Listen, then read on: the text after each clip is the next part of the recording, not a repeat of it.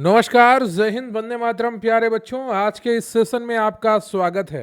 आज हम lower PCS, UP triple SC, PET, UP police और पीसीएस 2026 के लिए आधुनिक भारत का इतिहास कंप्लीट करने वाले हैं। एनसीईआरटी आधारित ये आपका पूरा कंटेंट होने वाला है।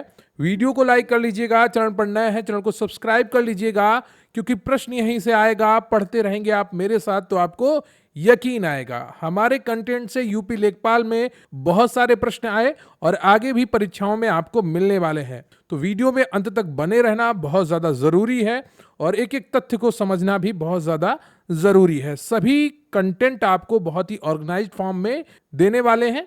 तो अगर आप हमारे साथ जुड़ना चाहते हैं और हमारी पीडीएफ्स को प्राप्त करना चाहते हैं, फिर चाहे आप लोअर पीसीएस की तैयारी कर रहे हो, यूपी ट्रिपल एससी, पीईटी 2026 की तैयारी करने वाले हो या पीसीएस 2026 की तैयारी करने वाले हो, स्क्रीन पर आपको एक व्हाट्सएप नंबर दिख रहा होगा जहां पर आप मैसेज करिए और आपको पूरी जानकारी आपकी पीडीएफ से रिलेटेड प्रोवाइड करवा दी जाएगी। तो वीडियो में अंत तक बने रहिएगा। चलिए शुरू करते हैं आज का ये बेहतरीन सेशन। तो शुरू करते हैं आधुनिक भारत का इतिहास।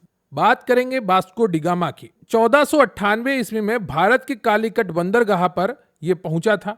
यह भारत आने वाला प्रथम पुर्तगाली था तथा यह यूरोपीय था, क्योंकि पुर्तगाल यूरोप में आता है। इसका स्वागत राजा जमोरिन ने किया था। तो यूरोपीय कंपनियों का आगमन और ब्रिटिश विस्तार से शुरुआत कर रहे हैं।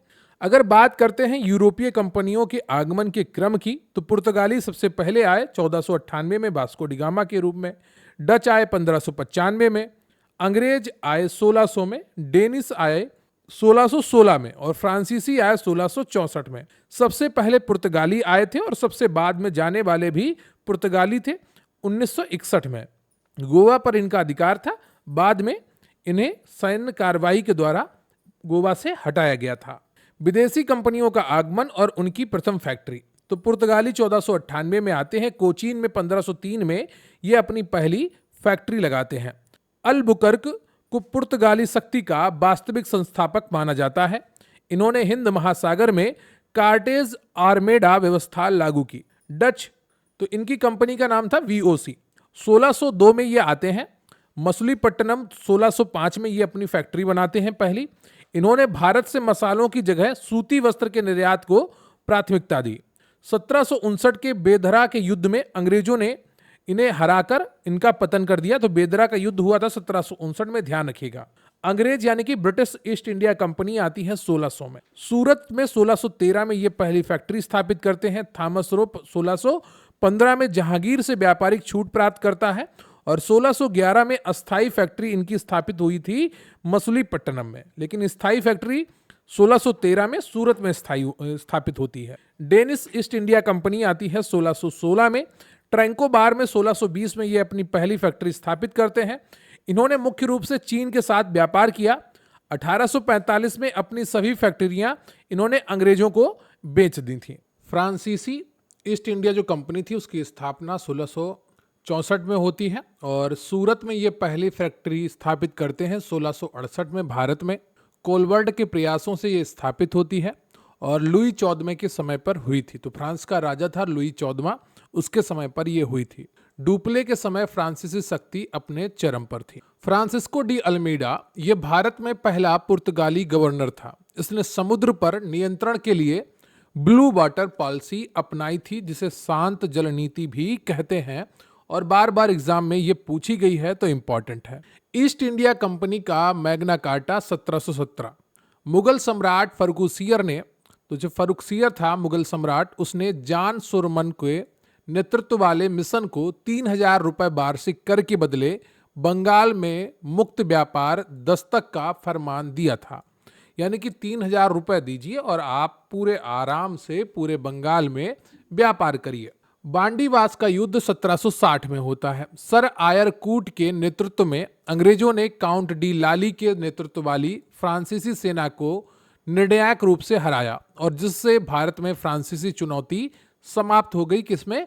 बांडीवास के युद्ध में 1760 में। बात करते हैं कर्नाटक के युद्ध के। अंग्रेजों और फ्रांसीसियों के बीच कुल 3 युद्ध हुए थे। प्रथम कर्नाटक युद्ध था 1746 से 68 तक चला, जो एक्सला चैपले की संधि के साथ समाप्त हुआ था। बात करते हैं ब्रिटिश साम्राज्य के विस्तार और भू राजस्व नीतियों की। प्लासी का युद्ध 23 जून 1757 को होता है। यह युद्ध रॉबर्ट क्लाइव अंग्रेज और बंगाल के नवाब सिराजुद्दौला के बीच हुआ। मीर जाफर के विश्वासघात के कारण नवाब की हार हुई। बक्सर का युद्ध 22 अक्टूबर 1764 को होता है। हेक्टर मुनरो के नेतृत्व में अंग्रेजों ने मीर कासिम, अवध के नवाब शुजाउद्दौला और मुगल सम्राट शाह आलम द्वितीय की संयुक्त सेना को हराया था। यह भारत में ब्रिटिश सत्ता की वास्तविक स्थापना थी। इलाहाबाद की संधि की अगर बात करें तो 1765 में होती है। बक्सर युद्ध के बाद रॉबर्ट क्लाइव ने शाह आलम द्वितीय और शुजाउद्दौला के साथ की, जिससे अंग्रेजों को बंगाल, बिहार और उड़ीसा की दीवानी राजस्व अधिकार प्राप्त हो गए। बंगाल में द्वैध शासन की शुरुआत यानी कि डुअल गवर्नमेंट रॉबर्ट क्लाइव द्वारा 1765 में लागू की गई, जिसे 1772 में वारन हेस्टिंग्स ने समाप्त किया। आंग्ल मैसूर युद्ध की अगर बात करें तो अंग्रेजों और मैसूर के बीच 4 युद्ध हुए।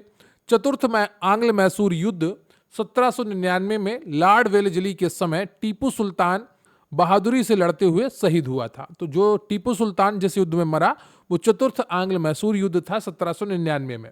श्रीरंगपट्टनम की संधि 1792 में होती है। यह संधि तृतीय आंग्ल मैसूर युद्ध के बाद टीपू सुल्तान और लॉर्ड कॉर्नवालिस के बीच में हुई थी, जिसमें टीपू को अपना आधा राज्य अंग्रेजों को देना पड़ा था। सालबाई की संधि 1782 में होती है। प्रथम आंग्ल मराठा युद्ध 1775 से 82 इस संधि के साथ समाप्त हुआ, जिससे अंग्रेजों और मराठों के बीच अगले 20 वर्षों तक शांति बनी रही। बात करते हैं बेसिन की संधि जो 1802 में होती है। पेशवा बाजीराव द्वितीय और अंग्रेजों के बीच यह एक सहायक संधि थी, जिसके कारण द्वितीय आंग्ल मराठा युद्ध शुरू हुआ था। सहायक संधि लॉर्ड वेलेस्ली द्वारा शुरू की गई। इसे स्वीकार करने वाला पहला राज्य हैदराबाद का निजाम था और 1798 में इसे स्वीकार किया था उसने। इसके बाद मैसूर 1799, तंजौर और अवध ने 1801 में इसे स्वीकारा था। हड़प नीति जिसे डॉक्ट्राइन ऑफ लैप्स भी कहते हैं, बहुत इंपॉर्टेंट है, बार बार एग्जाम में पूछी गई है, लॉर्ड डलहौजी द्वारा लागू की गई। इसके तहत गोद लेने की प्रथा को अमान्य करार कर दिया गया। 1848 इसका शिकार होने वाला पहला राज्य था। फिर जैतपुर, संबलपुर 1849 और झांसी 1853 का विलय किया गया। अवध का विलय 1856। लॉर्ड डलहौजी ने जेम्स आउटरम की रिपोर्ट के आधार पर अवध पर कुशासन का आरोप लगाकर इसे ब्रिटिश साम्राज्य में मिला लिया। उस समय अवध के नवाब वाजिद अली शाह थे। तो ये सारे पॉइंट बहुत इंपॉर्टेंट है। अवध का विलय भी इंपॉर्टेंट है। बात कर लेते हैं ब्रिटिश भू राजस्व प्रणालियों की। स्थायी बंदोबस्त लॉर्ड कॉर्नवालिस द्वारा 1793 में लागू किया जाता है। बंगाल, बिहार, उड़ीसा और उत्तर प्रदेश का वाराणसी क्षेत्र में। ब्रिटिश भारत का 19% हिस्सा इसके अंतर्गत आता था। इसमें जमींदारों को भूमि का स्वामी मानकर राजस्व निश्चित कर दिया गया। सूर्यास्त कानून इसी से जुड़ा था। रैयतवाड़ी व्यवस्था की अगर बात करें तो थॉमस मुनरो द्वारा कैप्टन रीड 1820 में प्रारंभ की गई। मद्रास, बंबई और असम के कुछ हिस्सों में यह लागू थी। ब्रिटिश भारत का सर्वाधिक 51% हिस्सा इसमें सीधा किसानों यानी कि रैयतों के साथ समझौता किया गया और भूमि का मालिकाना हक उन्हें दिया गया। महलवाड़ी व्यवस्था हाल्ट मैकेंजी द्वारा 1822 में लागू की गई। उत्तर पश्चिम प्रांत, उत्तर प्रदेश, मध्य प्रांत और पंजाब में यह लागू थी। ब्रिटिश भारत का 30% हिस्सा इसमें पूरे गांव या महाल मुखिया के साथ बंदोबस्त किया गया। बात करते हैं धन निष्कासन के सिद्धांत की, ड्रेन ऑफ वेल्थ, जो कि दादा भाई नौरोजी ने दिया था। बहुत इंपॉर्टेंट है, हजारों बार एग्जाम में पूछा गया है कि धन निष्कासन का सिद्धांत किसने दिया।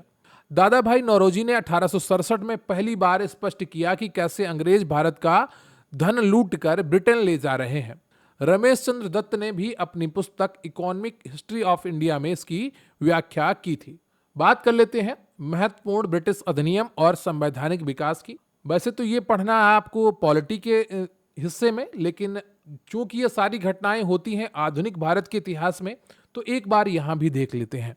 रेगुलेटिंग एक्ट 1773, इसके तहत बंगाल के गवर्नर को गवर्नर जनरल बना दिया गया और पहला बंगाल का गवर्नर जनरल वारन हेस्टिंग्स था। 1774 में कलकत्ता में एक सर्वोच्च न्यायालय की स्थापना हुई।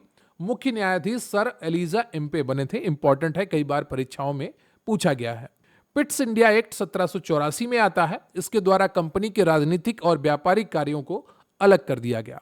और राजनीतिक मामलों के लिए बोर्ड ऑफ कंट्रोल की स्थापना की। जब पेपर थोड़ा टेक्निकल बनता है तो परीक्षा में यहां से प्रश्न बनता है कि कब कंपनी के राजनीतिक और व्यापारिक कार्यों को अलग कर दिया गया था। तो पिट्स इंडिया एक्ट 1784 के द्वारा अलग किया गया था और बोर्ड ऑफ कंट्रोल की स्थापना की गई। चार्टर एक्ट 1813, कंपनी का व्यापारिक एकाधिकार समाप्त कर दिया गया।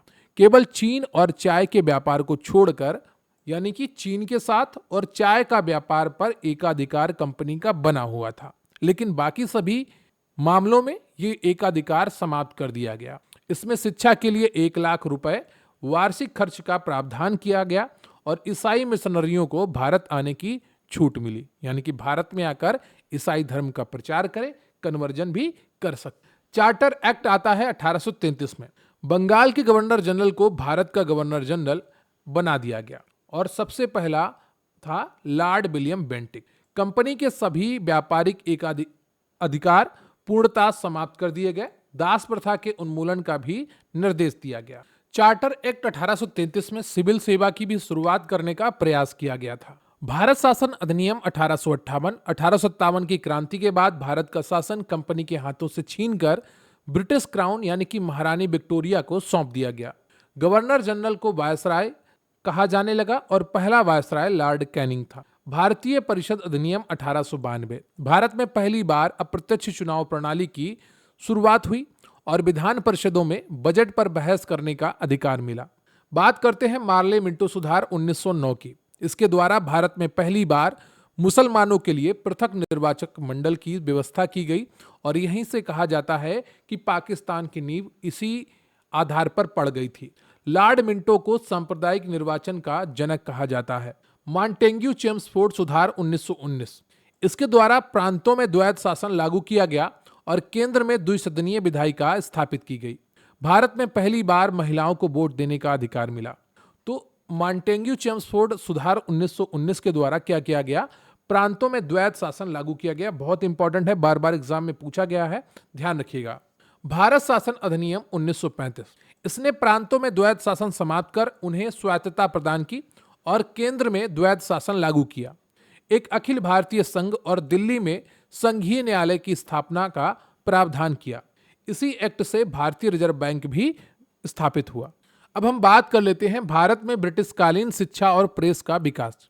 मैकाले का स्मरण पत्र 1835 में आता है। लॉर्ड विलियम बेंटिक के समय थॉमस बमिंगटन मैकाले ने भारत में अंग्रेजी शिक्षा को शिक्षा का माध्यम बनाने का प्रस्ताव रखा। इसने अधोमुखी निस्यंदन सिद्धांत, डाउनवर्ड फिल्टरेशन थ्योरी का समर्थन किया। चार्ल्स वुड का डिस्पैच 1854 में आता है। लॉर्ड डलहौजी के समय आया था।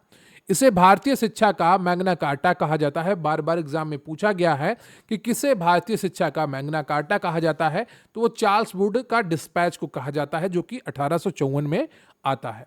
इसके तहत लंदन विश्वविद्यालय की तर्ज पर कलकत्ता, बंबई और मद्रास में विश्वविद्यालय स्थापित किए। हंटर कमीशन 1882 में, लॉर्ड रिपन के समय W. हंटर की अध्यक्षता में यह कमीशन बना था। इसने मुख्य रूप से प्राथमिक और माध्यमिक शिक्षा के विकास पर जोर दिया। रैले कमीशन 1902 में बनता है। लॉर्ड कर्जन के समय थॉमस रैले की अध्यक्षता में यह बना। इसी की सिफारिश पर भारतीय विश्वविद्यालय अधिनियम 1904 पारित हुआ, जिसका उद्देश्य विश्वविद्यालयों पर सरकारी नियंत्रण बढ़ाना था। सैडलर आयोग 1917, ये कलकत्ता विश्वविद्यालय की समस्याओं के अध्ययन के लिए डॉक्टर M.E. सैडलर की अध्यक्षता में गठित हुआ था। इसने 10+2+3 शिक्षा प्रणाली का सुझाव दिया था।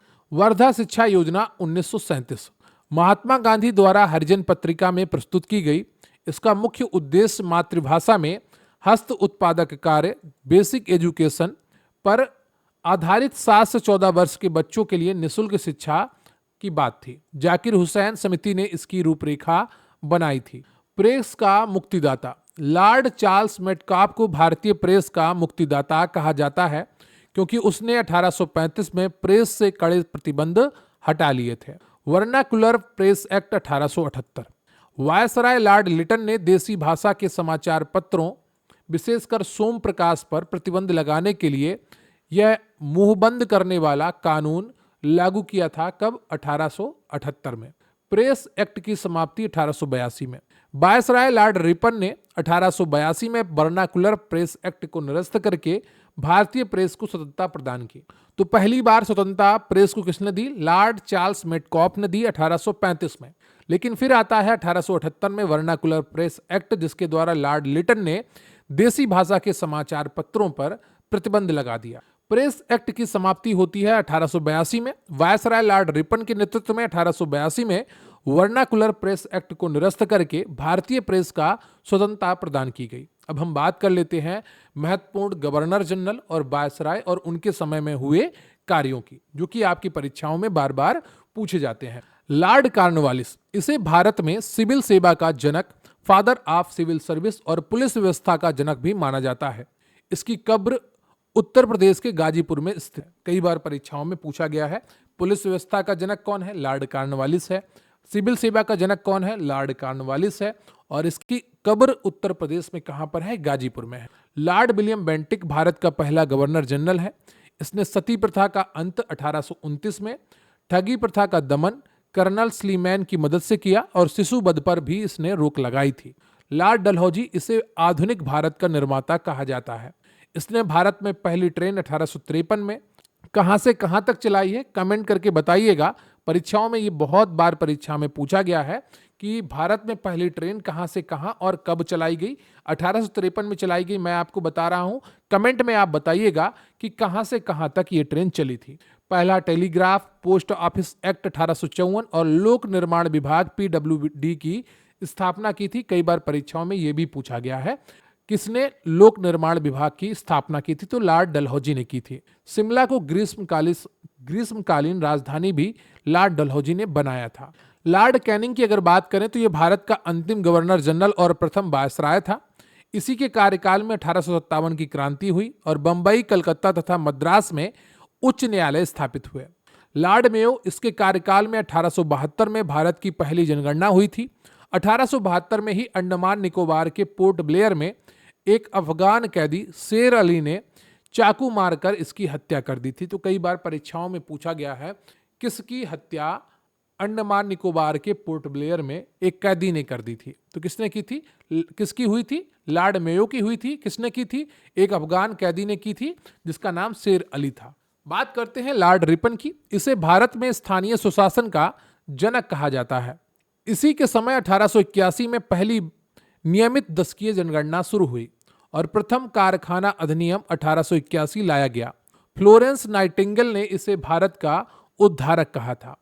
लॉर्ड डफरिन की अगर बात करें तो इसके कार्यकाल की सबसे महत्वपूर्ण घटना 1885 में भारतीय राष्ट्रीय कांग्रेस की स्थापना थी। कई बार परीक्षाओं में पूछा गया है कि जब भारतीय राष्ट्रीय कांग्रेस की स्थापना हुई तब वायसराय कौन था? तो उस समय वायसराय लॉर्ड डफरिन था। इसने कांग्रेस का मजाक उड़ाते हुए इसे सूक्ष्मदर्शी अल्पसंख्यकों की संस्था कहा था। लॉर्ड कर्जन, इसने 1905 में बंगाल का विभाजन किया। इसने 1904 में प्राचीन स्मारक संरक्षण अधिनियम पारित कर भारतीय पुरातत्व सर्वेक्षण ASI की व्यवस्था को सुधारा और एक पुलिस आयोग एंड्रयू फ्रेजर का गठन किया। लॉर्ड हार्डिंग द्वितीय, इसके समय में 1911 में जॉर्ज पंचम के स्वागत में दिल्ली दरबार का आयोजन हुआ। इसमें बंगाल विभाजन रद्द किया गया और राजधानी कलकत्ता से दिल्ली स्थानांतरित 1912 में जो लागू करने की घोषणा हुई थी। अब हम बात करते हैं 1857 की क्रांति। उत्तर प्रदेश का विशेष योगदान क्या था इस क्रांति में, वो भी जानेंगे। क्रांति का तत्कालिक कारण सेना में ब्राउन बेस की जगह नई एनफील्ड राइफलों का प्रयोग, जिनमें गाय और सुअर की चर्बी लगे कारतूसों का इस्तेमाल होता था। तो जो सुअर और गाय की चर्बी से लगे कारतूस थे, उनको मुंह से छीलना पड़ता था, फिर बंदूक में लगाना पड़ता था। गाय हिंदुओं के लिए पवित्र थी और मुस्लिमों के लिए सुअर अपवित्र था। तो ऐसी परिस्थिति में दोनों के लिए ये धार्मिक रूप से बहुत ही भयावह था। तो इस कारण भी इस क्रांति का जन्म हुआ। मंगल पांडे 34वीं नेटिव इन्फेंट्री, बैरकपुर बंगाल के सिपाही थे। बलिया उत्तर प्रदेश के मूल निवासी थे। इन्होंने 29 मार्च 1857 को अपने अधिकारियों ह्यूसन और बाग पर गोली चलाई। 8 अप्रैल को इन्हें फांसी दी गई थी। क्रांति की औपचारिक शुरुआत 10 मई 1857 को उत्तर प्रदेश के मेरठ से 20वीं नेटिव इन्फेंट्री के सिपाहियों द्वारा की गई। क्रांति का प्रतीक कौन था? 1857 की क्रांति का गुप्त प्रतीक कमल का फूल और चपाती रोटी थी। बात करते हैं 1857 की क्रांति के प्रमुख केंद्र और नेतृत्वकर्ता। दिल्ली में बहादुर शाह जफर ने किया था। वास्तविक नेतृत्व उसके सेनापति बख्त खान ने किया था। इसको दबाने का काम जॉन निकलसन द्वारा किया गया था, लेकिन यह मारा गया और हडसन ने भी इसमें सहयोग किया। लखनऊ अवध में इसका नेतृत्व बेगम हजरत महल और बेटे ब्रिजेश कादिर को नवाब घोषित किया। कालिन कैंपबेल ने इनका दमन किया था। कानपुर में नाना साहब, धोंदू पंत और तात्या टोपे, जिनका असली नाम है रामचंद्र पांडुरंग, इन्होंने नेतृत्व किया था और कालिन कैंपबेल ने यहां पर इनका दमन किया था। झांसी में रानी लक्ष्मीबाई, इनका मूल नाम मणिकर्णिका है, जिस पर पिक्चर भी बनी है। एक और नाम इनका मनु है। जनरल ह्यूरोज ने इनका दमन किया था, यानी कि इनके विद्रोह को दबाया था। जगदीशपुर बिहार, कुंवर सिंह ने यहां पर नेतृत्व किया था। ये 80 वर्षीय जमींदार थे, बिहार के सिंह कहलाते हैं। विलियम टेलर और बेसेंट आयर ने इनका दमन किया था। तत्कालीन इलाहाबाद वर्तमान प्रयागराज में मौलवी लियाकत अली ने नेतृत्व किया था। कर्नल नील ने इनका दमन किया था। तत्कालीन फैजाबाद वर्तमान अयोध्या में मौलवी अहमदुल्ला, अंग्रेजों ने इन पर 50,000 का इनाम रखा था। इन्होंने अंग्रेजों के खिलाफ जिहाद का नारा दिया था। जनरल रेनाल्ड कैंपबेल ने इनका दमन किया था। बरेली खान बहादुर खान ने नेतृत्व किया था। कालिन कैंपबेल और बिसेंट आयर ने इनका दमन किया था। मथुरा व कदम सिंह, मथुरा से देवी सिंह तथा मेरठ से कदम सिंह ने नेतृत्व किया था और स्थानीय अधिकारियों ने इनका दमन किया। विद्रोहियों में अकेली मर्द, जनरल ह्यूरोज ने ग्वालियर के युद्ध में रानी लक्ष्मीबाई की वीरता से प्रभावित होकर कहा था कि भारतीय विद्रोहियों में यहां सोई हुई महिला अकेली मर्द है। उस समय के प्रमुख व्यक्ति 1857 के समय भारत का गवर्नर जनरल लॉर्ड कैनिंग था और ब्रिटेन का प्रधानमंत्री लॉर्ड पामस्टन थे। परीक्षाओं में पूछे जाते हैं। प्रथम स्वतंत्रता संग्राम, बीडी सावरकर ने अपनी प्रसिद्ध पुस्तक the Indian war of independence 1857 में इसे भारत का सुनियोजित प्रथम स्वतंत्रता संग्राम कहा था। सरकारी इतिहासकार की अगर बात करें तो भारत सरकार द्वारा 1857 के विद्रोह के लिए नियुक्त सरकारी इतिहासकार SN सेन सुरेंद्र नाथ सेन थे, जिनकी पुस्तक का नाम 1857 है। अब बात करते हैं आधुनिक भारत में सामाजिक एवं धार्मिक सुधार आंदोलनों की। ब्रह्म समाज की स्थापना 1828 में होती है। किसके द्वारा? राजा राम मोहन राय द्वारा, कलकत्ता में। इन्हें भारतीय पुनर्जागरण का पिता कहा जाता है, भोर का तारा कहा जाता है। मुगल सम्राट अकबर द्वितीय ने इन्हें राजा की उपाधि दी थी। सती प्रथा का अंत 1829 में होता है। किसके प्रयासों से? राजा राम मोहन राय के प्रयासों से। लॉर्ड विलियम बेंटिक ने नियम 17 के तहत सती प्रथा को अवैध घोषित किया था। तत्वबोधिनी सभा 1839 में स्थापित होती है देवेंद्र नाथ टैगोर द्वारा। ब्रह्म समाज का प्रथम विभाजन होने पर देवेंद्र नाथ ने आदि ब्रह्म समाज और केशव चंद्र ने भारतवर्षीय ब्रह्म समाज का नेतृत्व किया था। प्रार्थना समाज 1867 में स्थापित होता है। आत्माराम पांडुरंग द्वारा बंबई में केशव चंद्र सेन की प्रेरणा से स्थापित किया।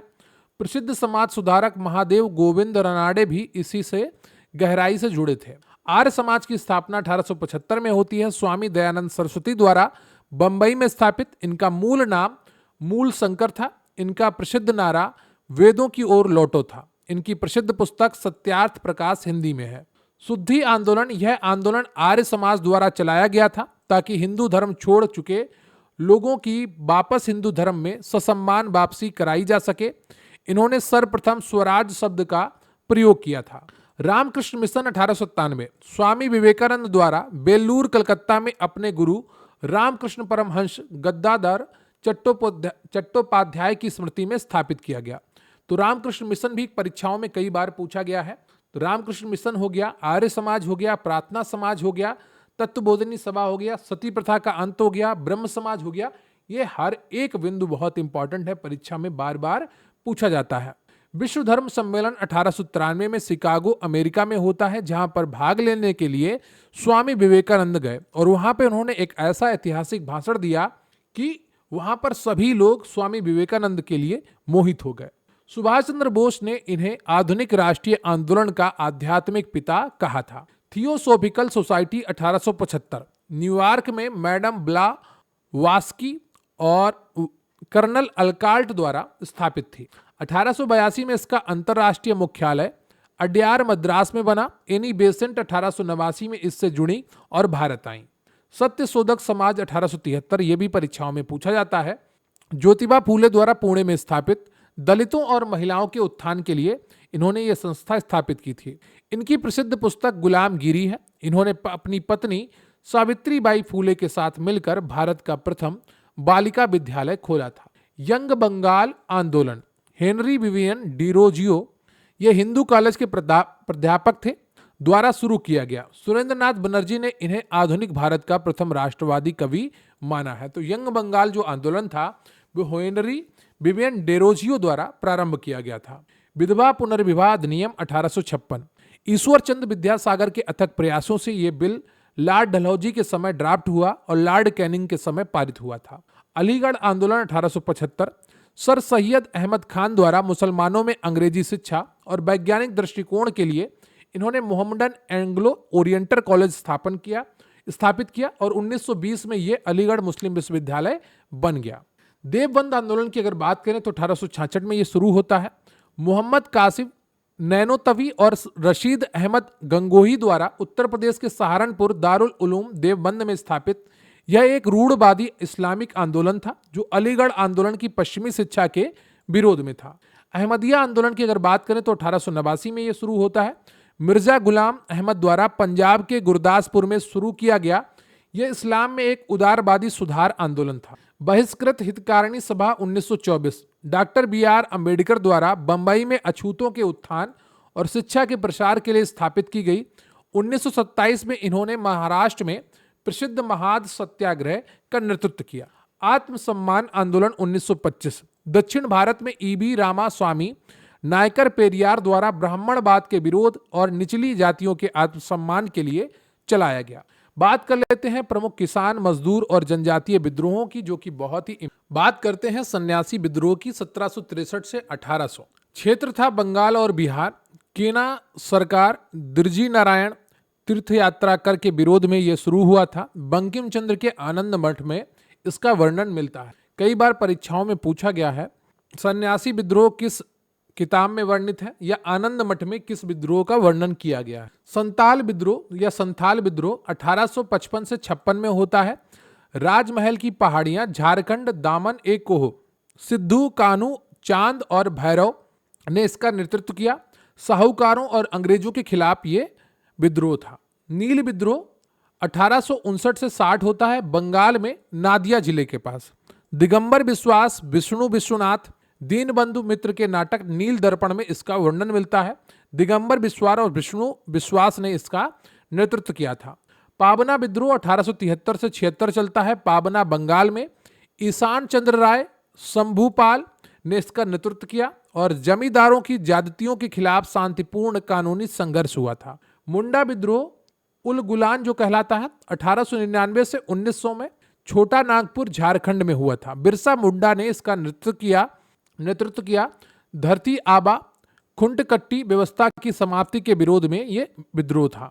चंपारण सत्याग्रह 1917 में होता है, चंपारण बिहार में। महात्मा गांधी ने इसका नेतृत्व किया। राजकुमार शुक्ल के बुलावे पर ये इसमें शामिल हुए थे और मुख्य विरोध था तिनकठिया प्रणाली 3/20 खेती पर नील की खेती करने को बोला गया था, जिसका विद्रोह था। खेड़ा सत्याग्रह 1918 खेड़ा गुजरात में होता है। महात्मा गांधी, सरदार पटेल फसल नष्ट होने पर लगान माफी के लिए प्रथम वास्तविक किसान सत्याग्रह था। मोपला विद्रोह 1921 मालाबार तट केरल पर होता है। अली मुसलियार मुस्लिम किसानों द्वारा हिंदू जमींदारों और अंग्रेजों के खिलाफ ये विद्रोह था और इसमें बहुत सारे हिंदुओं की हत्या कर दी गई थी। बारदोली सत्याग्रह 1928 सूरत गुजरात में होता है। सरदार वल्लभ भाई पटेल ने इसका नेतृत्व किया। बढ़े हुए 22% लगान के खिलाफ ये विद्रोह था और यही महिलाओं ने इन्हें सरदार की उपाधि दी थी, किसे, वल्लभ भाई पटेल को। तेभागा आंदोलन 1946 में बंगाल में होता है। कंपाराम सिंह, भवन सिंह फसल का 2/3 हिस्सा किसानों को देने की मांग की। Akhil Bharatiya trade union Congress AITUC 1920 में स्थापित होती है। इसकी स्थापना बॉम्बे में NM जोशी ने की। इसके प्रथम अध्यक्ष लाला लाजपत राय और उपाध्यक्ष जोसेफ बैप्टिस्टो थे। बिटले कमीशन 1929 में बनता है। यह जॉन बिटले की अध्यक्षता में भारत में श्रम और कारखानों की स्थिति की जांच करने के लिए स्थापित किया गया था। अब हम बात करेंगे भारतीय राष्ट्रीय कांग्रेस और उत्तर प्रदेश के अधिवेशन। वीडियो को लाइक कर लीजिएगा, चैनल पर नया है चैनल को सब्सक्राइब कर लीजिएगा और वीडियो में अंत तक बने रहिएगा क्योंकि क्लास बहुत ही इंपॉर्टेंट है। हर एक बिंदु आपकी परीक्षा में संभावित प्रश्न है। कांग्रेस के संस्थापक एलन एक्टोवियन ह्यूम, एओ ह्यूम जिनका शॉर्ट नाम है, थे, जिन्हें हर्मिट ऑफ शिमला भी कहा जाता है। यह एक सेवानिवृत्त ब्रिटिश आईएएस अधिकारी थे। भारतीय राष्ट्रीय कांग्रेस का पहला अधिवेशन 1885 में होता है। 28 दिसंबर 1885 को बंबई के गोकुलदास तेजपाल संस्कृत विद्यालय में हुआ। इसके प्रथम अध्यक्ष व्योमेश चंद्र बनर्जी थे। इसमें कुल 72 प्रतिनिधियों ने भाग लिया था। आईएनसी के प्रथम मुस्लिम अध्यक्ष बदरुद्दीन तैयब जी थे, जो 1887 के मद्रास अधिवेशन में अध्यक्षता करते हैं। प्रथम अंग्रेज ईसाई अध्यक्ष जॉर्ज यूले थे। 1888 में इलाहाबाद अधिवेशन की इन्होंने अध्यक्षता की थी। वंदे मातरम पहली बार गाया गया था 1896 के कलकत्ता अधिवेशन में और इसकी अध्यक्षता रहमतुल्लाह सयानी ने की थी। स्वराज शब्द का पहली बार प्रयोग 1906 के कलकत्ता अधिवेशन में दादा भाई नौरोजी की अध्यक्षता में किया गया। सूरत विभाजन 1907, इस अधिवेशन में कांग्रेस गरम दल और नरम दल में बट गई और इसकी अध्यक्षता रास बिहारी घोष ने की थी। जनगण मन पहली बार 1911 के कलकत्ता अधिवेशन में गाया गया और इसकी अध्यक्षता बिशन नारायण धर ने की थी। कांग्रेस की प्रथम महिला अध्यक्ष एनी बेसेंट थी। 1917 के कलकत्ता अधिवेशन की इन्होंने अध्यक्षता की थी। बेलगाम अधिवेशन 1924, महात्मा गांधी ने अपने जीवन में केवल एक बार कांग्रेस के इस अधिवेशन की अध्यक्षता की थी। प्रथम भारतीय महिला अध्यक्ष सरोजनी नायडू थी। 1925 में कानपुर अधिवेशन की इन्होंने अध्यक्षता की। पूर्ण स्वराज की मांग 1929 के लाहौर अधिवेशन में अध्यक्ष जवाहरलाल नेहरू थे। 31 दिसंबर 1929 की मध्यरात्रि को रावी नदी के तट पर तिरंगा फहराया गया। कराची अधिवेशन 1931, सरदार वल्लभ भाई पटेल अध्यक्ष थे। इसमें पहली बार मौलिक अधिकारों और राष्ट्रीय आर्थिक कार्यक्रम का प्रस्ताव पारित हुआ। गांव में आयोजित प्रथम अधिवेशन 1937 का फैजपुर अधिवेशन महाराष्ट्र, जिसकी अध्यक्षता जवाहरलाल नेहरू ने की थी। अब हम बात कर लेते हैं उत्तर प्रदेश संयुक्त प्रांत में हुए कांग्रेस के 9 अधिवेशनों की। 1888 का इलाहाबाद स्थान जॉर्ज यूलेस के अध्यक्ष थे और ये प्रथम यूरोपीय अंग्रेज अध्यक्ष थे। 1892 का इलाहाबाद अधिवेशन WC बनर्जी ने इसकी अध्यक्षता की और ये दूसरी बार इसके अध्यक्ष बने थे। 1899 का लखनऊ अधिवेशन रमेश चंद्र दत्त ने इसकी अध्यक्षता की। भू राजस्व के स्थायीकरण की मांग की गई। 1905 का बनारस अधिवेशन गोपाल कृष्ण गोखले ने इसकी अध्यक्षता की। स्वदेशी और बहिष्कार आंदोलन का समर्थन किया गया। 1910 के इलाहाबाद अधिवेशन में सर विलियम वेडरवर्न ने इसकी अध्यक्षता की थी। 1916 का लखनऊ अधिवेशन अंबिका चरण मजूमदार, जिन्हें एसी मजूमदार के नाम से भी जानते हैं, इनकी अध्यक्षता में लखनऊ समझौता हुआ। नरम दल गरम दल एक हुए और लीग के साथ भी समझौता हुआ, मुस्लिम लीग के साथ। 1925 का कानपुर अधिवेशन, सरोजनी नायडू प्रथम भारतीय महिला अध्यक्ष बनती हैं। हिंदी को राष्ट्रभाषा के रूप में यह प्रयोग करने की बात होती है यहाँ पर। 1936 में लखनऊ अधिवेशन जवाहरलाल नेहरू इसकी अध्यक्षता करते हैं। नेहरू जी ने समाजवाद को भारत की समस्याओं की कुंजी बताया। 1946 का मेरठ अधिवेशन जेबी कृपलानी इसकी अध्यक्षता करते हैं। आज़ादी के समय 1947 में कृपलानी जी ही अध्यक्ष थे। अब हम बात कर लेते हैं आधुनिक भारत के इतिहास के प्रमुख क्रांतिकारी संगठन एवं उनके संघर्षों की। चापेकर बंधु दामोदर और बालकृष्ण चापेकर ने 1897 में पुणे के प्लेग कमिश्नर रैंड और आयर्स्ट की हत्या की। यह भारत में पहली राजनीतिक हत्या मानी जाती है। तो चापेकर बंधु जो थे, दामोदर चापेकर और बालकृष्ण चापेकर ने 1897 में पुणे के प्लेग कमिश्नर रैंड और आयर्स्ट की हत्या की। यह भारत में पहली राजनीतिक हत्या मानी जाती है। अभिनव भारत 1904 इंपॉर्टेंट है, बार बार एग्जाम में पूछा गया है। बीडी सावरकर ने, विनायक दामोदर सावरकर ने महाराष्ट्र में स्थापित गुप्त क्रांतिकारी संगठन था। तो इसकी स्थापना किसने की? बीडी सावरकर ने की। पूर्व में 1899 में यह मित्र मेला के नाम से जाना जाता था, जिसको 1904 में इन्होंने एक नया नाम दिया, अभिनव भारत। अनुशीलन समिति 1907 बंगाल में बारिंद्र कुमार घोष और भूपेंद्र नाथ दत्त द्वारा स्थापित प्रथम क्रांतिकारी संस्था थी। इनका प्रसिद्ध समाचार पत्र युगांतर था। अलीपुर बमकांड 1908 खुदीराम बोस और प्रफुल्ल चाकी ने मुजफ्फरपुर के जज किंग्सफोर्ड पर बम फेंका। गलती से कैनेडी की गाड़ी पर गिरा।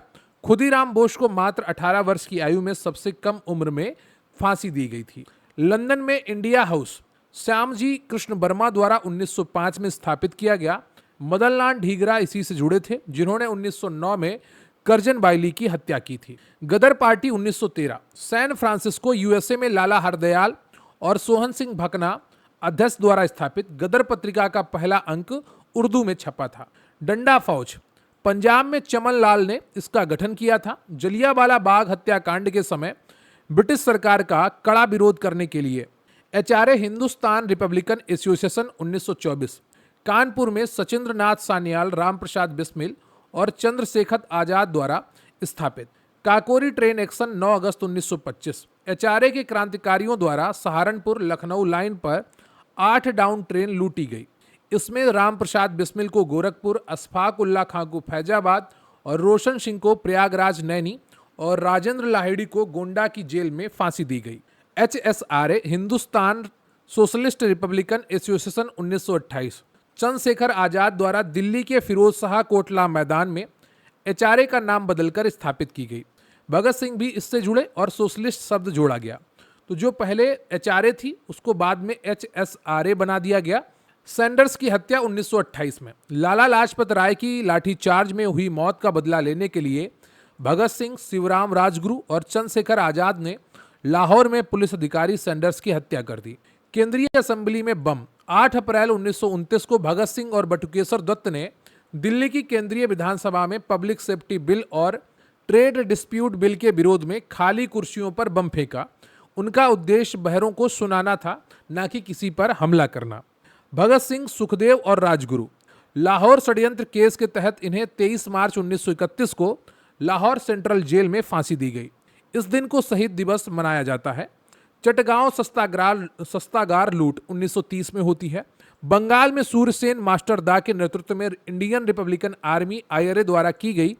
कल्पना दत्त और प्रीतिलता वाडेकर जैसी महिला क्रांतिकारियों ने भी इसमें बढ़ चढ़कर हिस्सा लिया था। अब हम बात कर लेते हैं महात्मा गांधी से जुड़े हुए कुछ महत्वपूर्ण तथ्यों की, जो बार बार एग्जाम में पूछे जाते हैं। गांधी जी 1893 में दादा अब्दुल्ला का मुकदमा लड़ने दक्षिण अफ्रीका गए थे। वहां उन्होंने नटाल इंडियन कांग्रेस 1894 की स्थापना की। तो 1894 में नटाल इंडियन कांग्रेस की स्थापना किसने की? गांधी जी ने की। कहां पर? दक्षिण अफ्रीका में। और इंडियन ओपिनियन 1903 में अखबार भी निकाला था। प्रमुख आश्रम गांधी जी ने दक्षिण अफ्रीका में 1904 में फिनिक्स आश्रम डरबन में स्थापित किया और 1910 में टॉलस्टॉय फर्म जोहान्सबर्ग की स्थापना की थी। यह भी इंपॉर्टेंट है, एग्जाम में पूछे गए हैं। 9 जनवरी 1915 को भारत लौटने पर कोचरब आश्रम, बाद में साबरमती, गुजरात बनाया। गांधी जी के राजनीतिक गुरु की अगर बात करें तो गोपाल कृष्ण गोखले थे। गोखले की सलाह पर ही गांधी जी ने भारत लौटने के बाद पहला वर्ष खुले कान पर मुंह बंद रखकर भारत भ्रमण में बिताया। विदेशी पत्रकार बेब मिलर दांडी मार्च और धराशना सत्याग्रह के दौरान साबरमती आश्रम में गांधी जी के साथ ठहरा था। 1-2 बार एग्जाम में पूछा गया है उस पत्रकार का नाम क्या था जो दांडी मार्च में और साबरमती आश्रम में गांधी जी के साथ ठहरा था, तो उसका नाम है बेब मिलर। वहीं अमेरिकी पत्रकार लुई फिशर भारत छोड़ो आंदोलन 1942 के समय गांधी जी का जीवनीकार और मित्र था। धराशना सत्याग्रह 1930। सविनय अवज्ञा आंदोलन के दौरान गांधी जी की गिरफ्तारी के बाद धराशना नामक नमक कारखाने पर हुए ऐतिहासिक अहिंसक प्रदर्शन का नेतृत्व सरोजनी नायडू, इमाम साहब और मणिलाल गांधी जी के पुत्र ने किया था। ये उतना इंपॉर्टेंट नहीं है, बहुत कम परीक्षाओं में पूछा जाता है। एसएस राजपूताना, तो ये एक जहाज का नाम था, एसएस राजपूताना। यह वह पानी का जहाज था जिससे गांधी जी कांग्रेस के एकमात्र प्रतिनिधि के रूप में द्वितीय गोलमेज सम्मेलन 1931 में भाग लेने के लिए लंदन गए थे। अब हम बात कर लेते हैं ट्रस्टीशिप का सिद्धांत। गांधी जी ने यह सिद्धांत आर्थिक आधार पर दिया था, उनका आर्थिक सिद्धांत था। और गांधी जी ने यह आर्थिक सिद्धांत दिया कि पूंजीपतियों को अपनी संपत्ति का मालिक नहीं बल्कि समाज की भलाई के लिए उसका ट्रस्टी समझना चाहिए। दार्शनिक अराजकतावादी, गांधी जी स्वयं को एक दार्शनिक अराजकतावादी मानते थे क्योंकि वे राज्य विहीन समाज, राम राज्य की कल्पना करते थे जहां शासन की आवश्यकता ना हो। अब हम बात करेंगे स्वतंत्रता संघर्ष का कालक्रम 1905 से 1947। बंगाल विभाजन होता है 16 अक्टूबर 1905 को, लॉर्ड कर्जन द्वारा लागू किया जाता है और 16 अक्टूबर को पूरे बंगाल में शोक दिवस मनाया गया। इसके विरोध में स्वदेशी और बहिष्कार आंदोलन शुरू हुआ। ये बंगाल विभाजन की घोषणा 19 जुलाई 1905 को हुई थी, लेकिन ये लागू 16 अक्टूबर 1905 को हुआ था। तो ये अंतर आप याद रखिएगा। मुस्लिम लीग की स्थापना 1906 में ढाका में नवाब सलीमुल्लाह खान और आगा खान द्वारा की गई है। कई बार परीक्षाओं में पूछा गया है। कामागाटा मारू प्रकरण 1914। कामागाटा मारू एक जापानी जलपोत था जिसे बाबा गुरदत्त सिंह ने किराए पर लेकर पंजाबियों को कनाडा वैंकूवर ले जाने का प्रयास किया था, लेकिन उन्हें उतरने नहीं दिया गया और बजबज कलकत्ता लौटने पर फायरिंग हुई। Home rule league 1916। बाल गंगाधर तिलक ने अप्रैल 1916 में मुख्यालय पुणे केवल महाराष्ट्र और कर्नाटक क्षेत्र और एनी बेसेंट ने सितंबर 1916 में मुख्यालय अडयार मद्रास से संपूर्ण भारत में इसकी स्थापना की थी। तो दो होम रूल लीग की स्थापना हुई 1916 में। एक तो बाल गंगाधर तिलक ने अप्रैल 1916 में की थी, मुख्यालय जिसका पुणे बना था महाराष्ट्र और कर्नाटक क्षेत्र के लिए, और एनी बेसेंट ने सितंबर 1916 में होम रूल लीग की स्थापना की जिसका मुख्यालय अडयार मद्रास था, जो शेष संपूर्ण भारत के लिए थी। रविंद्रनाथ टैगोर और गांधी जी। चंपारण सत्याग्रह 1917 के दौरान ही टैगोर ने गांधी जी को महात्मा की उपाधि दी थी। बाद में असहयोग आंदोलन में विदेशी वस्त्रों के होली जलाने को टैगोर ने निष्ठुर बर्बादी कहा था। रॉलेट एक्ट मार्च 1919। सिडनी रॉलेट की अध्यक्षता में इसे बिना वकील, बिना अपील, बिना दलील का काला कानून कहा गया था। तो जो रॉलेट एक्ट 1919 में आया था, मार्च 1919 में, वो सिडनी रॉलेट की अध्यक्षता में आया था और इसे बिना वकील, बिना अपील और बिना दलील का काला कानून कहा गया था। इसमें किसी को भी संदेह पर अनिश्चित काल के लिए जेल में डाला जा सकता था। जलियांवाला बाग हत्याकांड 13 अप्रैल 1919। बैसाखी के दिन अमृतसर में डॉक्टर सैफुद्दीन किचलू और सत्यपाल की गिरफ्तारी के विरोध में शांतिपूर्ण सभा पर जनरल डायर ने गोलियां चलवाईं। रविंद्रनाथ टैगोर ने नाइटहुड सर और शंकरन नायर ने वायसराय की कार्यकारिणी से इस्तीफा दिया। जांच के लिए हंटर कमीशन बनाया गया। खिलाफत आंदोलन 1919। तुर्की के खलीफा के सम्मान में अली बंधुओं शौकत अली और मोहम्मद अली ने शुरू किया था। 23 नवंबर 1919 को दिल्ली में अखिल भारतीय खिलाफत सम्मेलन की अध्यक्षता महात्मा गांधी ने की थी। तो महात्मा गांधी को लगा कि मुस्लिमों का भरोसा जीतने के लिए खिलाफत आंदोलन का समर्थन करना चाहिए, इससे मुस्लिम और हिंदू एक हो जाएंगे और अंग्रेजों से मिलकर लड़ पाएंगे। असहयोग आंदोलन नॉन कोऑपरेशन 1 अगस्त 1920 को शुरू हुआ था। इसी दिन बाल गंगाधर तिलक की मृत्यु हो गई थी, जिनके नाम पर तिलक स्वराज फंड बना था। चौरी चौरा कांड होता है 4 फरवरी 1922 को। उत्तर प्रदेश के गोरखपुर में उग्र भीड़ ने थाने में आग लगा दी, जिसमें 22 पुलिसकर्मी मारे गए। इससे दुखी होकर गांधी जी ने 12 फरवरी 1922 को बारदोली प्रस्ताव द्वारा असहयोग आंदोलन वापस ले लिया था। स्वराज पार्टी की स्थापना 1923। मोतीलाल नेहरू और CR दास ने इसकी अध्यक्षता की और इसकी स्थापना इलाहाबाद में हुई थी। इनका उद्देश्य विधान परिषदों में प्रवेश कर सरकार के काम में अड़ंगा डालना था। तो स्वराज पार्टी की स्थापना 1923 में होती है। मोतीलाल नेहरू और CR दास मिलकर करते हैं, लेकिन अध्यक्षता इसकी CR दास करते हैं। Simon commission 1927-28। इसका गठन 1927 में होता है और 1928 में यह भारत आता है। सर जॉन साइमन की अध्यक्षता में यह भारत आया। इसमें 7 सदस्य थे, सभी अंग्रेज थे, इसलिए इसे स्वायत्त कमीशन भी कहा गया। इसके विरोध में लाहौर में सैंडर्स के लाठीचार्ज से लाला लाजपत राय की मृत्यु हो गई। तो साइमन कमीशन गो बैक के नारे लग रहे थे। साइमन कमीशन का विरोध हो रहा था लाहौर में, तो वहां पर सैंडर्स ने क्या किया, लाठीचार्ज का आदेश दे दिया, जिसमें लाला लाजपत राय के सिर पर लाठी लगती है और उनकी दर्दनाक मृत्यु हो जाती है। नेहरू रिपोर्ट 1928। लॉर्ड वर्कन हेड की चुनौती पर मोतीलाल नेहरू की अध्यक्षता में यह रिपोर्ट बनी। इसमें भारत के लिए डोमिनियन स्टेटस, अधिराज्य का दर्जा और 19 मौलिक अधिकारों की मांग की गई।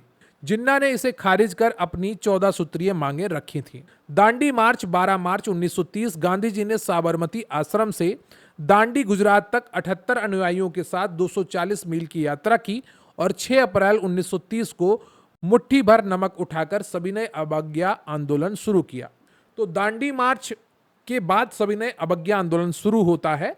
दांडी मार्च साबरमती आश्रम से शुरू होता है दांडी गुजरात तक, जो कि 78 अनुयायियों के साथ 240 मील की यात्रा थी, किसकी? गांधी जी की। और 6 अप्रैल 1930 को ये पूरी होती है। 12 मार्च 1930 को शुरू होती है। एक एक बिंदु बहुत ही इंपॉर्टेंट है। आजकल जो आयोग का पैटर्न नया है वो यहाँ से भी प्रश्न बना सकता है, घुमा के भी प्रश्न पूछ सकता है। तो पेपर के लिए आपको तैयार होना है तो कठिन भी पढ़ना पड़ेगा, डिटेल में भी पढ़ना पड़ेगा, डीप में भी जाना पड़ेगा। बात करते हैं खुदाई खिदमतगार लाल कुर्ती आंदोलन की। 1930 में खान अब्दुल गफ्फार खान, जो सीमांत गांधी कहलाए, अभी लेखपाल के पेपर में ये पूछा गया था, ने सविनय अवज्ञा आंदोलन के समर्थन में उत्तर पश्चिमी सीमांत प्रांत में इस अहिंसक आंदोलन को चलाया था। पेशावर में गढ़वाल रेजिमेंट के चंद्र सिंह गढ़वाली ने इन निहत्थों पर गोली चलाने से मना कर दिया था। जियातरंग आंदोलन मणिपुर और नागालैंड में रानी गार्डिनल्यू के नेतृत्व में नागा जनजातियों ने सविनय अवज्ञा आंदोलन में हिस्सा लिया। जवाहरलाल नेहरू ने इन्हें रानी की उपाधि दी थी। गांधी इरविन समझौता इंपॉर्टेंट है, 5 मार्च 1931 को होता है। इसे दिल्ली समझौता भी कहते हैं। इसके बाद कांग्रेस सविनय अवज्ञा आंदोलन में स्थगित कर द्वितीय गोलमेज सम्मेलन में भाग लेने के लिए राजी हुई थी। सरोजनी नायडू ने गांधी और इरविन को दो महात्मा कहा था। गोलमेज सम्मेलन राउंड टेबल कॉन्फ्रेंस 1930, 1931 और 1932 में लंदन में होती है। डॉक्टर BR अंबेडकर और तेज बहादुर सप्रू ने तीनों सम्मेलनों में भाग लिया। कांग्रेस गांधी जी ने केवल द्वितीय सम्मेलन में भाग लिया था। 1931 में कांग्रेस की तरफ गांधी जी ने केवल द्वितीय सम्मेलन में भाग लिया था। अंबेडकर जी ने और तेज बहादुर सप्रू ने तीनों सम्मेलनों में भाग लिया था। ये 1930, 1931 और 1932 में लंदन में हुए थे। सांप्रदायिक पंचायत बहुत इंपॉर्टेंट है। कम्युनल अवार्ड 16 अगस्त 1932 को आता है। ब्रिटिश PM रैमजे मैकडोनाल्ड ने दलितों को भी अल्पसंख्यक मानकर हिंदुओं से अलग पृथक निर्वाचन का अधिकार दिया, जिसके विरोध में गांधी जी ने यरवदा जेल में आमरण अनशन किया था। देखिए, जब 1909 में मुस्लिमों के लिए पृथक निर्वाचन मंडल लाया गया तो वहां से अंग्रेजों को एक बात समझ में आई कि बांट दो अगर इन्हें तो राज करना आसान हो जाएगा। मुस्लिम अपनी अलग मांग करेंगे और कांग्रेस अपनी अलग मांग करेगी, हिंदू अपने अलग मांग करेंगे, तो इससे क्या होगा, ये लोग आपस में ही लड़ते रहेंगे। तो उसी को आगे बढ़ाते हुए अंग्रेजों ने एक और अपना चाल चली कि दलितों को भी अल्पसंख्यक मान लिया जाए और इनको हिंदुओं से अलग कर दिया जाए। इनके लिए पृथक निर्वाचक मंडल का प्रावधान कर दिया जाए, तो हिंदुओं का जो एक बड़ा भाग है वो और अलग हो जाएगा। पूना पैक्ट 24 सितंबर 1932। यरवदा जेल पुणे में गांधी जी, मदन मोहन मालवीय के माध्यम से और डॉक्टर अंबेडकर के बीच समझौता हुआ। इसमें दलित वर्ग के लिए पृथक निर्वाचन समाप्त कर प्रांतीय विधानमंडलों में 71 से बढ़ाकर 147 सीटें आरक्षित की। यानी कि पृथक निर्वाचक मंडल नहीं रहेगा, बल्कि 147 सीटें हम आरक्षित कर देते हैं, जिसमें सिर्फ दलित खड़े होंगे, लेकिन वोट सभी देंगे। मुस्लिम लीग का लाहौर अधिवेशन 1940। इसमें पहली बार मोहम्मद अली जिन्ना के नेतृत्व में पाकिस्तान अलग मुस्लिम राष्ट्र की औपचारिक मांग की गई। पाकिस्तान शब्द चौधरी रहमत अली 1933 ने गढ़ा था। कई बार परीक्षाओं में पूछा गया है, ध्यान रखिएगा। यह भी यूपीएससी ने पूछा है कि जब सांप्रदायिक पंचायत आया था, यानी कि कम्युनल अवार्ड आया था, उस समय ब्रिटिश का प्रधानमंत्री कौन था? तो PM रैमजे मैकडोनाल्ड था। यूपीएससी का PYQ है, याद रखिएगा।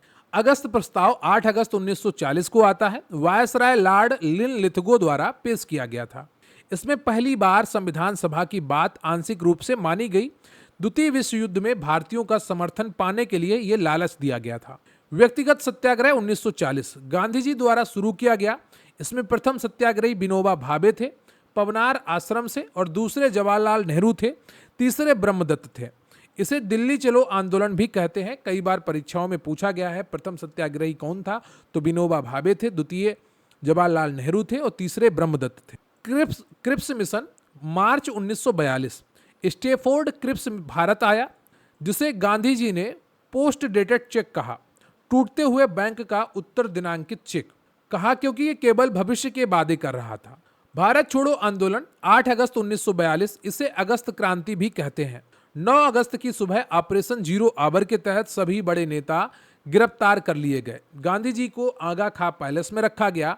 अरुणा आसफ अली ने ग्वालियर टैंक मैदान में तिरंगा फहराया और उषा मेहता ने खुफिया कांग्रेस रेडियो चलाया था। समानांतर सरकारें। भारत छोड़ो आंदोलन के दौरान बलिया में चित्तू पांडे के नेतृत्व में प्रथम, तमलुक मिदनापुर बंगाल जातीय सरकार और सतारा महाराष्ट्र में सबसे लंबे समय तक चलने वाली वाईबी चौहान की समानांतर सरकारें बनी।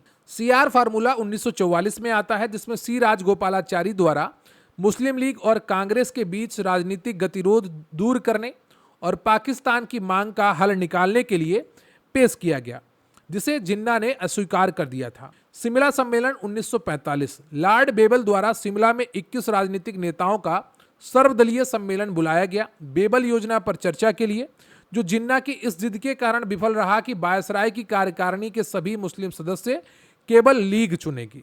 आईएनए मुकदमा नवंबर 1945। लाल किले में आजाद हिंद फौज के अधिकारियों प्रेम सहगल, शहनवाज खान, गुरुबख्श सिंह ढिल्लों पर राजद्रोह का मुकदमा चला था। बचाव पक्ष के प्रमुख वकील भूला भाई देसाई थे। तेज बहादुर सप्रू, जवाहरलाल नेहरू और केएन काटजू ने भी इनकी सहायता की थी। नौसेना विद्रोह फरवरी 1946। HMIS तलवार नामक जहाज के नाविकों बीसी दत्त के नेतृत्व में मुंबई में खराब भोजन व नस्लीय भेदभाव के कारण शुरू हुआ था। सरदार पटेल और जिन्ना के हस्तक्षेप से इन्होंने इस शर्त पर आत्मसमर्पण किया कि हम भारत के सामने समर्पण कर रहे हैं, अंग्रेजों के सामने नहीं। कैबिनेट मिशन मार्च 1946। पैंथिक लॉरेंस अध्यक्ष होते हैं, स्टैफोर्ड क्रिप्स इसके सदस्य होते हैं, एवी अलेक्जेंडर इसके सदस्य होते हैं। इसी मिशन की सिफारिश पर भारत की संविधान सभा का गठन हुआ था। प्रत्यक्ष कार्रवाई दिवस 16 अगस्त 1946 को हुई एक बहुत ही दर्दनाक और भयावह घटना थी। इसमें मुस्लिम लीग ने पाकिस्तान की मांग को मनवाने के लिए हिंदुओं पर बहुत ही ज़्यादा अत्याचार किया।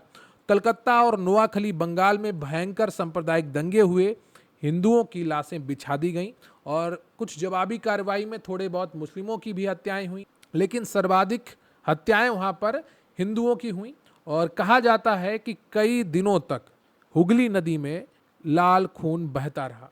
अंतरिम सरकार का गठन 2 सितंबर 1946 को जवाहरलाल नेहरू के नेतृत्व में, बाद में लीग के 5 सदस्य भी शामिल हुए और लियाकत अली खान को वित्त मंत्री बनाया गया, जिन्होंने सरकार के काम में अड़ंगा डाला। संविधान सभा की बैठक 9 दिसंबर 1946 को डॉक्टर सच्चिदानंद सिन्हा अस्थायी अध्यक्ष बनते हैं और ये परीक्षा में पूछा गया था, लेखपाल की। अभी 11 दिसंबर को डॉक्टर राजेंद्र प्रसाद स्थायी अध्यक्ष चुने गए। क्लीमेंट एटली की घोषणा 20 फरवरी 1947। ब्रिटिश प्रीमियम एटली लेबर पार्टी ने घोषणा की कि अंग्रेज किसी भी हालत में जून 1948 से पहले भारत छोड़ देंगे। माउंटबेटन योजना 3 जून 1947। इसे डिकी बर्ड प्लान या बाल्कन प्लान भी कहते हैं। इसमें भारत और पाकिस्तान के विभाजन की रूपरेखा थी, जिसे कांग्रेस और मुस्लिम लीग दोनों ने स्वीकार किया। स्वतंत्रता की प्राप्ति 15 अगस्त 1947 को भारतीय स्वतंत्रता अधिनियम 1947, जो ब्रिटिश संसद ने 18 जुलाई को पारित हुआ, के आधार पर भारत आजाद हुआ था। अब हम बात कर लेते हैं यूपी से जुड़े हुए कुछ किसान व राजनीतिक आंदोलनों की, जो यूपी SSSC की परीक्षाओं, यूपी पुलिस की परीक्षाओं, यूपी PCS की परीक्षाओं के लिए महत्वपूर्ण है। उत्तर प्रदेश किसान सभा 1918 में स्थापित होती है। गौरी शंकर मिश्र, इंद्र नारायण द्विवेदी और मदन मोहन मालवीय के प्रयासों से लखनऊ में ये स्थापित हुई। अवध किसान सभा 1920 बहुत इंपॉर्टेंट है, बहुत बार परीक्षाओं में पूछी गई है। बाबा रामचंद्र के प्रयास से प्रतापगढ़ रूर गांव में स्थापित की गई। बाबा रामचंद्र ने महाराष्ट्र से आकर किसानों को संगठित किया था। एका आंदोलन ये भी इंपॉर्टेंट है, 1921 से 1922। अवध के हरदोई, बहराइच और सीतापुर में मदारी पासी के नेतृत्व में अत्यधिक लगान वृद्धि और लगान नकद में वसूलने के विरोध में। अखिल भारतीय किसान सभा 1936 लखनऊ में स्थापित होती है। इसके प्रथम अध्यक्ष स्वामी सहजानंद सरस्वती और महासचिव NG रंगा थे, ये भी इंपॉर्टेंट है।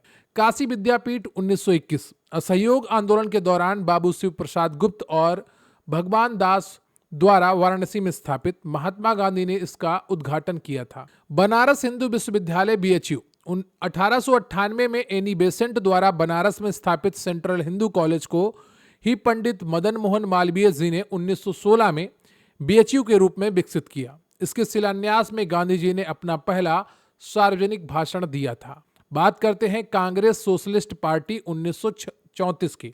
इसकी स्थापना बॉम्बे में आचार्य नरेंद्र देव अध्यक्ष, जो उत्तर प्रदेश के बड़े नेता थे, और जयप्रकाश नारायण महासचिव ने की थी।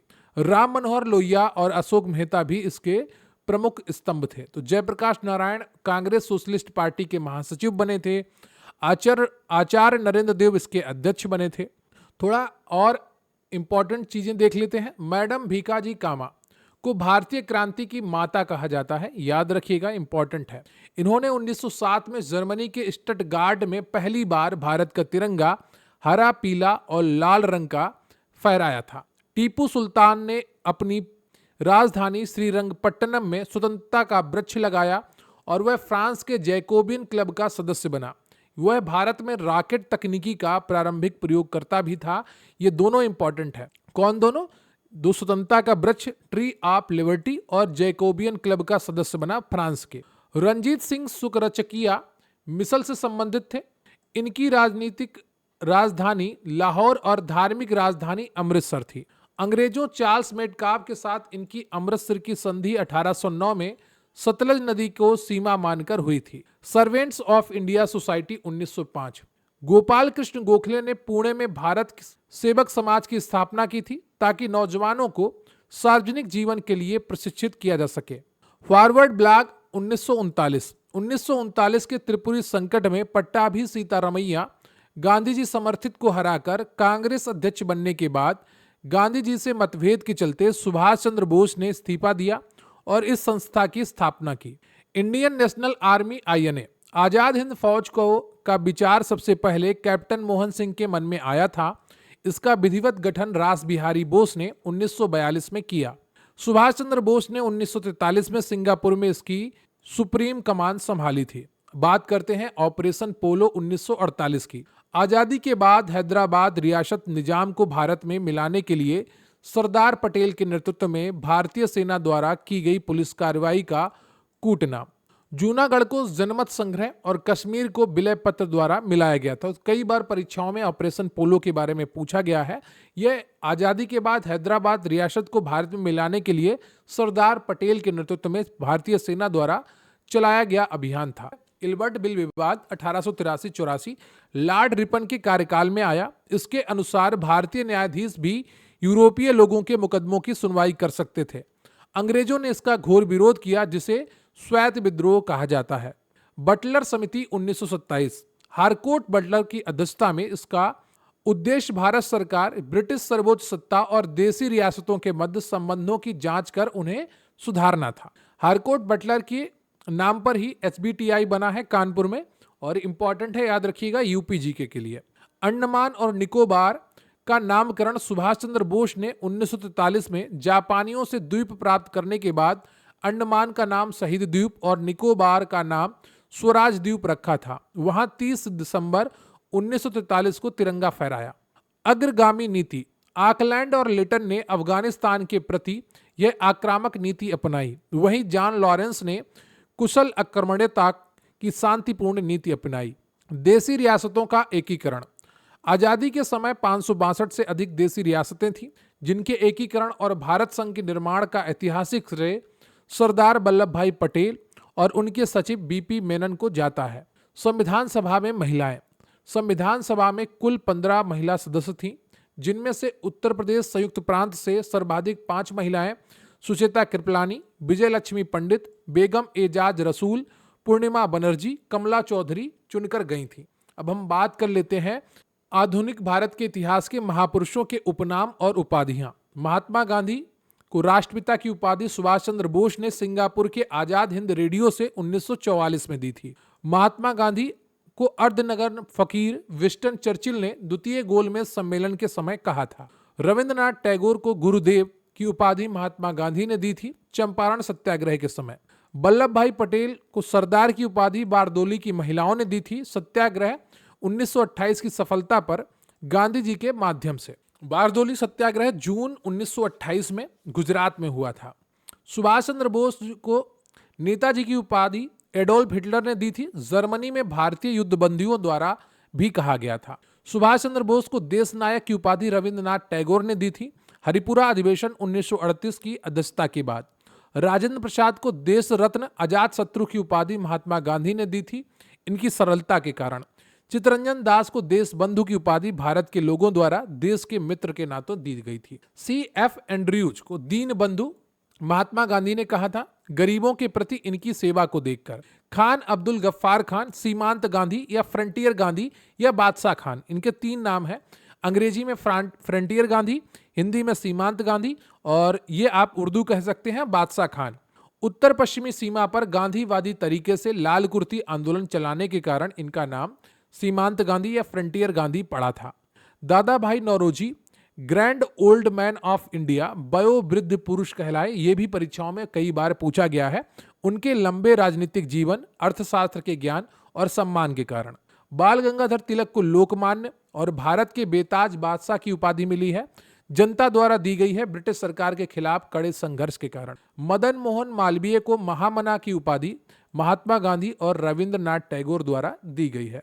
बात कर लेते हैं आधुनिक इतिहास की महत्वपूर्ण पुस्तकें और समाचार पत्रों की। Bengal gazette James Augustus Hicky इसके संपादक थे। अंग्रेजी में ये प्रकाशित हुआ 1780 में और ये भारत का पहला समाचार पत्र है। संवाद कौमुदी राजा राम मोहन राय इसके संपादक थे। बंगाली भाषा थी इसकी। 1881 में ये प्रकाशित हुआ।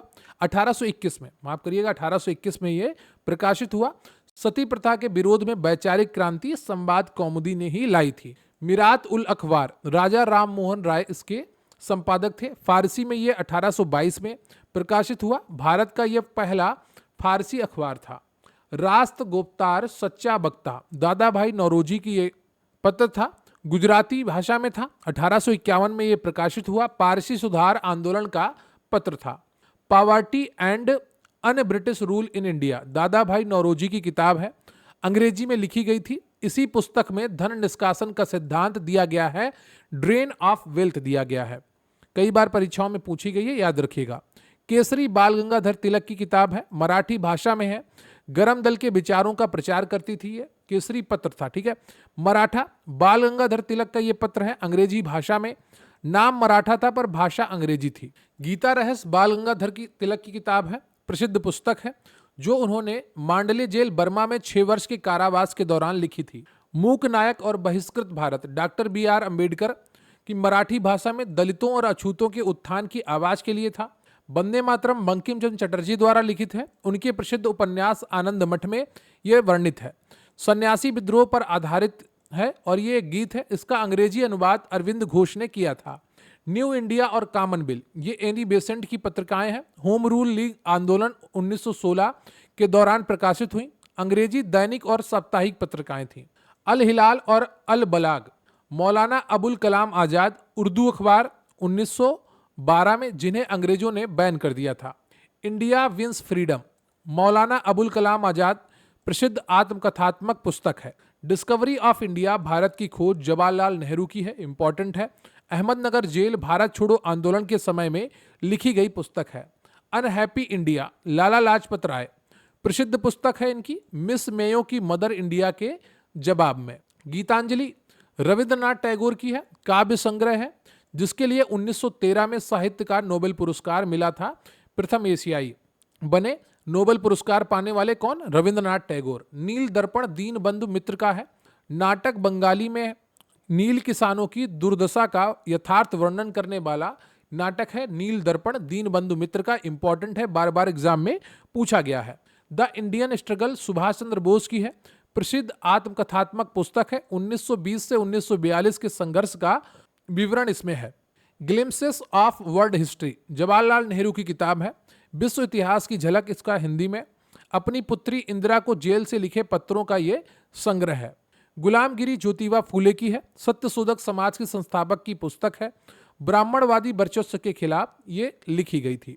तो यहाँ पर आपको टोटल 250 से अधिक महत्वपूर्ण पॉइंट वाइज जानकारी दी गई है जो आपकी परीक्षा के लिए बहुत ही इंपॉर्टेंट है। वीडियो को लाइक कर लीजिए, चैनल पर नए हैं चैनल को सब्सक्राइब कर लीजिए और अपने दोस्तों के साथ शेयर करिए। लोअर पीसीएस की आप तैयारी कर रहे हैं, यूपी पुलिस की तैयारी कर रहे हैं, पीईटी 2026 की तैयारी करने वाले हैं, पीसीएस 2026 के लिए पढ़ना चाहते हैं, तो इस प्रकार से आपको इतिहास पढ़ना चाहिए। बहुत ही सुव्यवस्थित ढंग से मैंने आपको पूरा आधुनिक भारत का इतिहास पढ़ाने का प्रयास किया है और उम्मीद करता हूं आपने एक चीज को समझा होगा और कमेंट करके आप हमें बताएंगे भी। आप जब अच्छे अच्छे कमेंट करते हैं तो हमें अच्छा लगता है और मेहनत करते हैं। जितना मैं आज इस छोटी सी क्लास में आपको कंटेंट दिया है, और कहीं जाएंगे तो यही कंटेंट आपको 4 से 5 घंटे की क्लास में। तो कम समय में ज्यादा से ज्यादा पढ़ना बहुत ज्यादा जरूरी है आज के समय में, आज के पेपर्स के लेवल को देखते हुए, तभी आपकी तैयारी पूरी हो पाएगी। लेखपाल के पेपर में हमने जो कंटेंट दिया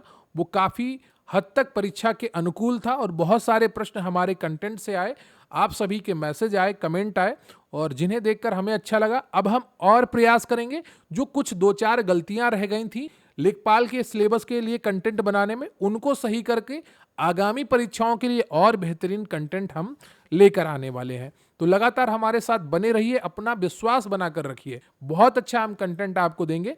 अगर आप लोअर पीसीएस के लिए हमारे साथ जुड़ना चाहते हैं तो स्क्रीन पर आपको एक व्हाट्सएप नंबर दिख रहा होगा, वहां पर मैसेज करके आप हमारे साथ जुड़ सकते हैं। बहुत ही कम फीस में बहुत ही अच्छा सुव्यवस्थित कंटेंट हम आपको प्रोवाइड करवाने वाले हैं। मिलते हैं फिर किसी अन्य वीडियो में, तब तक के लिए जय हिंद, जय भारत।